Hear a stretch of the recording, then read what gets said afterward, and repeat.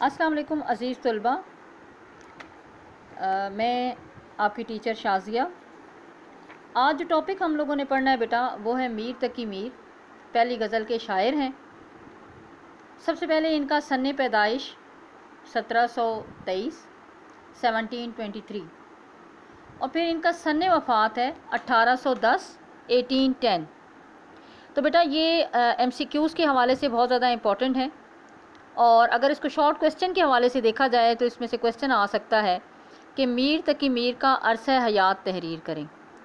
तो उसमें क्या करना होगा, आपने सबसे पहले इनका सन्ने पैदाइश लिखना है कि 1723 में पैदा हुए और इनकी वफ़ात 1810 में हुई। अच्छा बेटे, तारुफ़ को शुरू करने से पहले मैं एक चीज़ आपको बता दूं कि कोई भी चीज़ जब आप पढ़ रहे होते हैं तो आपने इसको 3 हवालों से आपने देखना होता है। जिस तरह से देखें कि आपका पेपर जो है वो 3 हिस्सों में होता है, हिस्सा अव्वल, दोम और सोम। हिस्सा अव्वल में आपके कसीरुल इंतखाब सवालात होते हैं यानी MCQs, और हिस्सा दोम में मुख्तसर सवालात होते हैं, और हिस्सा सोम में जो है वो तशरीहात होती हैं। तो बेटा इसको शुरू करने से पहले आपने इसको गौर से सुनना है, ठीक है। मैं आपको बता दूं कि इसको तीनों हवालों से आपने देखना है कि जो चीज़ें मैं आपको MCQs के हवाले से बता रही हूँ आपने उसको MCQs के हवाले से अंडरलाइन करना है, और जो चीज़ें मैं आपको शॉर्ट क्वेश्चन के हवाले से बताऊँगी आपने उसको शॉर्ट क्वेश्चन के हवाले से जो है वो नोट कर लेना है, और जो चीज़ें मैं आपको तशरीह के हवाले से बताऊँगी आपने उसको तशरीह के हवाले से याद रखना है। तो आए बेटा इनका तारुफ़ जो है वो शुरू करते हैं। मीर मोहम्मद तकी नाम और मीर तखल्लस था। अब मीर मोहम्मद तकी क्या था, इनका असली नाम था, और मीर तखल्लस इस्तेमाल करते थे। तखल्लस क्या होता है बेटा, वो नाम कि जो शायर हजरात शायरी के अंदर अपने असली नाम की जगह इस्तेमाल करते हैं उसे तखल्लस कहते हैं। वालिद का नाम मीर अली मुतक्की था। वालिद साहब के नाम को बेटा आप अंडरलाइन कर लेंगे।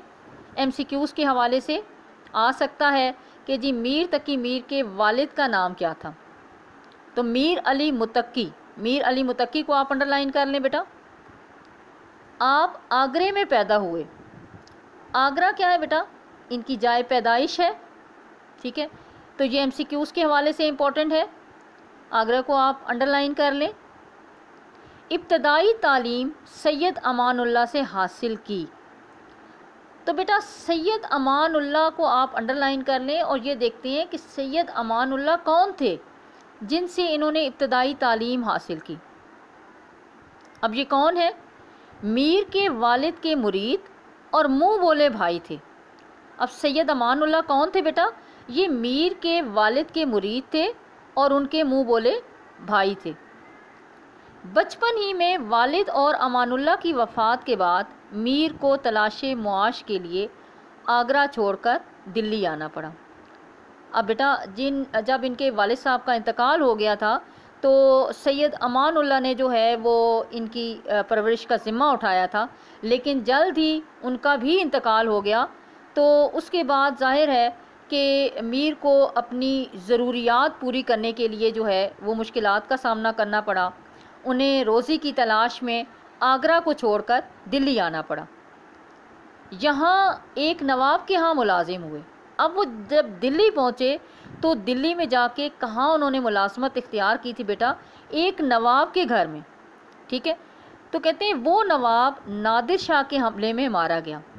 किस हमले में मारा गया था बेटा, नादिर शाह के हमले में। ये चीज़ बेटा MCQs के हवाले से इम्पॉर्टेंट है। ये आ सकता है कि जब मीर तलाशे मुआश के लिए आगरा छोड़कर दिल्ली गए और एक नवाब के यहाँ मुलाजमत इख्तियार की, तो वो नवाब किसके हमले में मारा गया था, नादिर शाह के हमले में मारा गया था, ठीक है बेटा। तो मीर आगरे लौट आए। क्या हुआ कि जब नादिर शाह के हमले में वो नवाब मारा गया तो मीर ने फिर क्या किया, वो दोबारा आगरा लौट आए, दोबारा आगरा आ गए, लेकिन इन्हें दोबारा दिल्ली जाना पड़ा क्योंकि इन्हें फिर मुश्किलात का सामना करना पड़ रहा था। तो जाहिर है कि इन्होंने अपनी ज़रूरियात की अंजाम दही के लिए क्या किया कि दोबारा दिल्ली का सफ़र किया। دلی میں خراب امن و امان کی وجہ سے انہوں نے مجبور ہو کر لکھنؤ کا رخ کیا۔ کیا ہوا تھا جب وہ دلی پہنچے تو دلی سے لکھنؤ کی طرف رخ کرنے کی جو بڑی وجہ تھی وہ کیا تھی کہ دلی کے حالات و واقعات اس وقت اتنے اچھے نہیں تھے، ٹھیک ہے، تو اس خراب امن و امان کی وجہ سے کیا کیا کہ انہوں نے لکھنؤ کا رخ کیا۔ وہاں نواب آصف الدولہ کے دربار سے وابستہ ہو گئے۔ اب نواب آصف الدولہ کون ہیں؟ یہ آپ نے یاد رکھنا ہے بیٹا، مغلیہ بادشاہ ہیں کہ اس دور میں نواب آصف الدولہ کی حکومت تھی، ان کا دور تھا۔ تو جب وہ لکھنؤ گئے تو وہاں جا کے انہوں نے کیا کیا کہ نواب آصف الدولہ کے دربار سے وابستہ ہو گئے اور باقی عمر اسی شہر میں بسر کی۔ اب بیٹا یہ جو فرسٹ پیراگراف ہے آپ دیکھ رہے ہیں کہ یہ حالات زندگی کے حوالے سے بہت زیادہ امپورٹنٹ ہے۔ ان حالات زندگی کو آپ نے ایم سی کیوز کے حوالے سے جو ہے بہت اچھے طریقے سے آپ نے اس کو یاد کرنا ہے۔ اب سیکنڈ پیراگراف دیکھیں بیٹا، میر کو خدائے سخن کہا گیا ہے۔ سخن کیا ہے بیٹا؟ سخن کلام کو کہتے ہیں، شاعری کو کہتے ہیں، کہ میر کو شاعری کا بادشاہ کہا گیا ہے۔ خدائے سخن کا مطلب کیا ہے؟ شاعری کا بادشاہ۔ انہوں نے مختلف اصناف شعر میں طبع آزمائی کی ہے۔ اصناف کا کیا مطلب بیٹا؟ یہ صنف کی جمع ہے، اور صنف کسے کہتے ہیں؟ قسم کو، کہ مختلف قسم کی شاعری انہوں نے کی ہے، مگر ان کی پہچان غزل گوئی ہے۔ یعنی جس چیز میں انہیں زیادہ شہرت حاصل ہوئی ہے، جو چیز ان کی پہچان کا سبب بنی ہے، وہ کیا ہے بیٹا؟ غزل گوئی۔ یہ چیز آپ نے یاد رکھنی ہے۔ وہ بلا شبہ غزل کے بادشاہ ہیں، یعنی اس میں کوئی شک نہیں ہے، وہ غزل کے بادشاہ ہیں۔ خلوص، درد و غم، ترنم اور سادگی کی بدولت ان کی غزلیں دل پر اثر کرتی ہیں۔ اب یہاں پہ دیکھیں، اس لائن کے اندر آپ دیکھ رہے ہیں کہ ان کی غزل کی خصوصیات کو بیان کیا گیا ہے کہ ان کی غزل کے اندر کون سی خوبیاں پائی جاتی تھیں اور کن خوبیوں کی بنا پہ جو ہے وہ انہیں شاعری کا بادشاہ کہا جاتا تھا یا غزل کا بادشاہ کہا جاتا تھا۔ ان کی غزل کے اندر کیا خصوصیات تھیں؟ 4 خصوصیات بتائیے بیٹا۔ نمبر 1 کیا ہے؟ خلوص۔ دوسری خصوصیت کیا ہے بیٹا؟ درد و غم۔ تیسری خصوصیت کیا ہے؟ ترنم۔ اور چوتھی خصوصیت کیا ہے؟ سادگی، یعنی سادہ الفاظ کا استعمال۔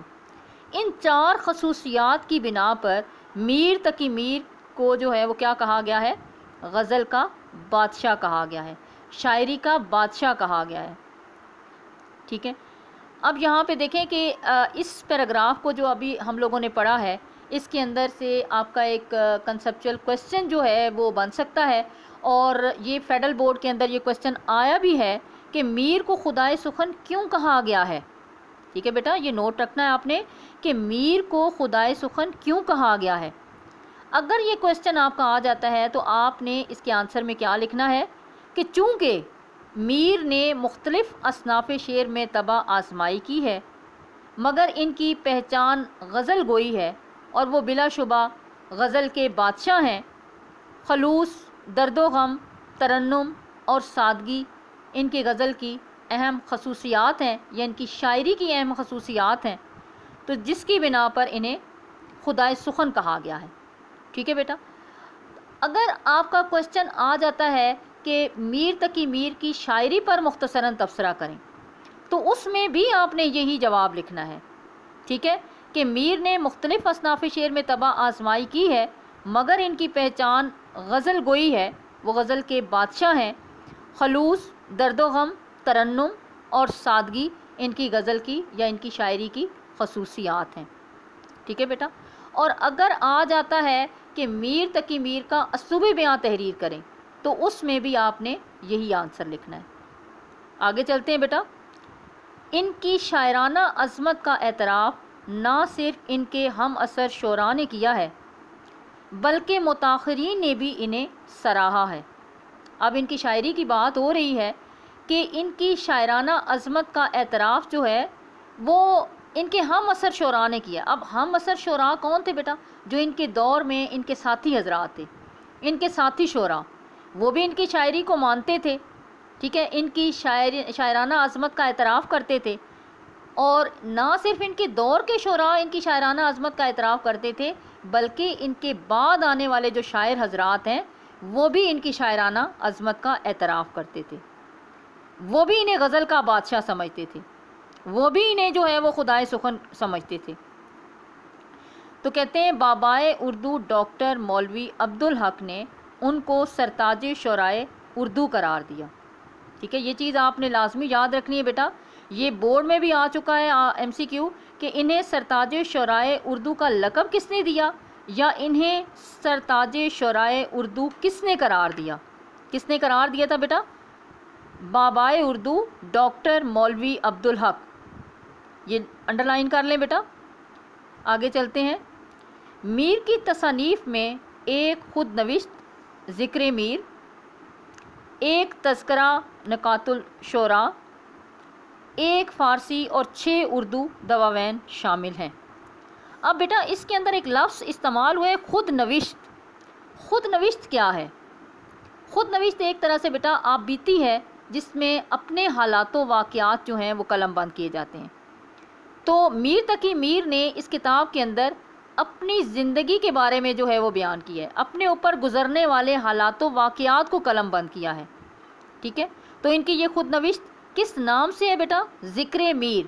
یہ بھی ایک دفعہ ایم سی کیو فیڈرل بورڈ کے اندر آ چکا ہے کہ ان کی خود نوشت جو ہے وہ کس نام سے جو ہے وہ شائع ہوئی ہوئی ہے؟ ذکر میر کے نام سے، یہ آپ نے یاد رکھنا ہے، ذکر میر کے نام سے۔ یہ بیٹا ان کا مختصر سا تعارف تھا۔ مجھے امید ہے کہ آپ کو یہ اچھی طرح سے سمجھ میں آ گیا ہوگا، اور آپ نے اس کو بہت اچھے طریقے سے یاد کرنا ہے، اور تینوں حوالوں سے، ٹھیک ہے، ایم سی کیوز کے حوالے سے، شارٹ کویسچن کے حوالے سے، اور تشریح کے حوالے سے۔ تشریح کے حوالے سے میں آپ کو بتاؤں بیٹا کہ تشریح میں آپ نے اس میں سے کیا چیز مینشن کرنی ہوتی ہے کہ خاص طور پہ جو شاعر کی شاعرانہ خصوصیات ہوتی ہیں، جو ان کا اسلوب ہوتا ہے، وہ آپ نے تشریح کے اندر شامل کرنا ہوتا ہے۔ امید ہے کہ آپ نے اس لیکچر کو بہت اچھے طریقے سے سمجھ لیا ہوگا۔ اب مجھے اجازت دیجیے، اللہ حافظ۔ Thank you beta.